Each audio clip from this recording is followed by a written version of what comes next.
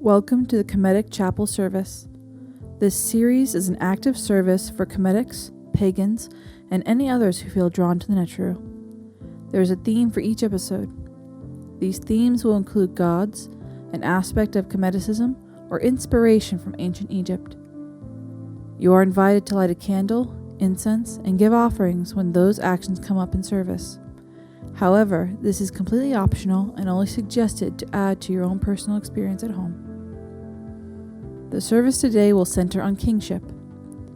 We will begin our opening prayer. Please be comfortable and breathe. You are invited to light a candle at this time.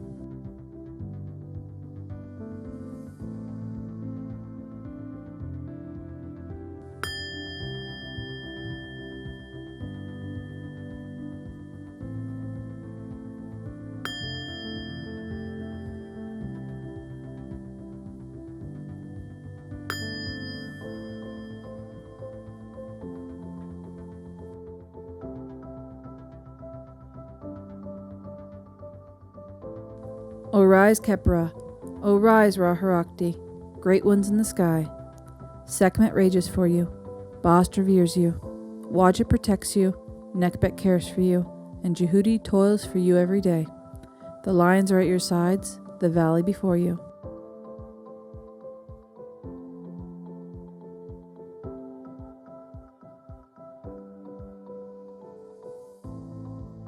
While not always thought of in connection to the grand temples and ancient religious practices of ancient Egypt, the king played an enormous role in the religion of Egypt.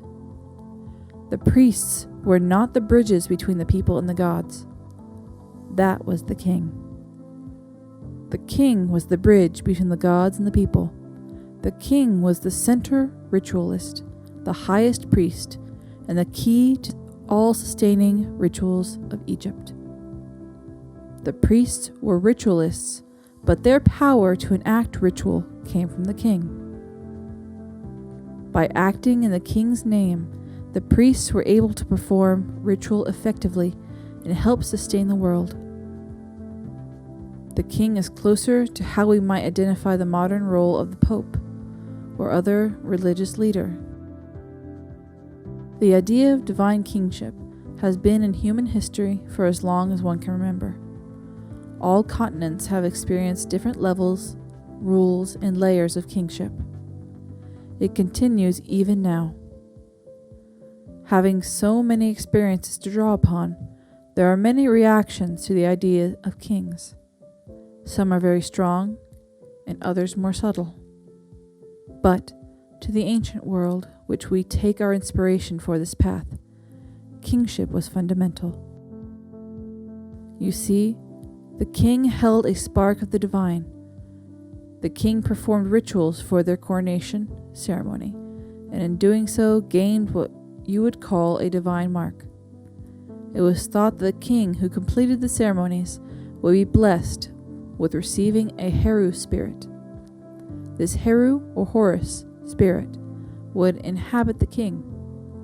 The spirit would mark this person as the bridge between the heaven and earth. This was the king's function in the religion of ancient Egypt, to connect the gods to the earth and to rule with this divine spark emanating out. There are many gods of kingship, but Haru-Sa'aset is the one that eventually ruled until the gods departed the world.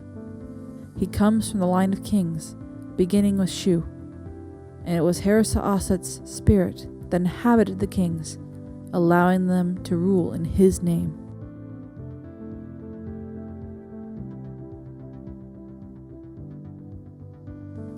You are invited to light incense and give offerings at this time.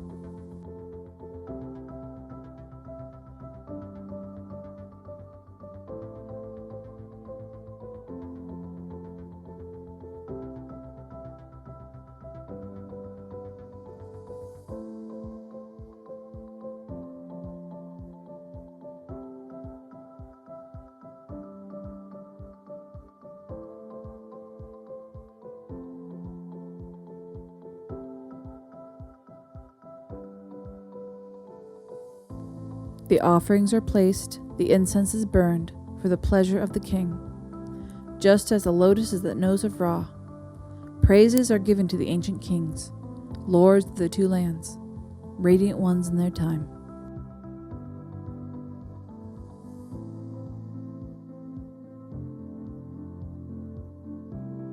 O hail, ancient kings, you who ruled the land of Kemet, be praised and remembered.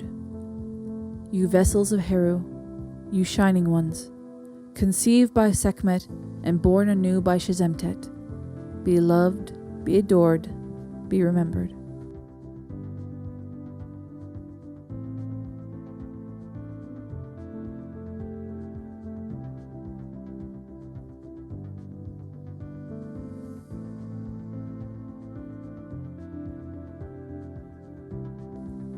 As we conclude our service, let us take a moment of quiet.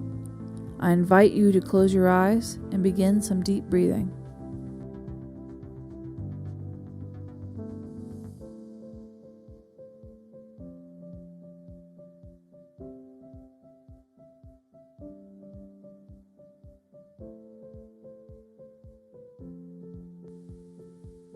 Today we have connected with the gods and the ancestors.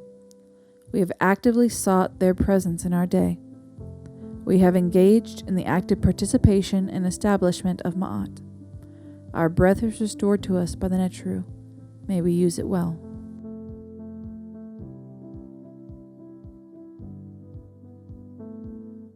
We will now conclude the service with a prayer. Zeptepi is upon us, born on every horizon. May we be blessed. Conceived by Sekhmet, born of Shizemtet, shaped by Khnum upon his wheel. The Netjeru hear our prayers, nourished by Ma'at.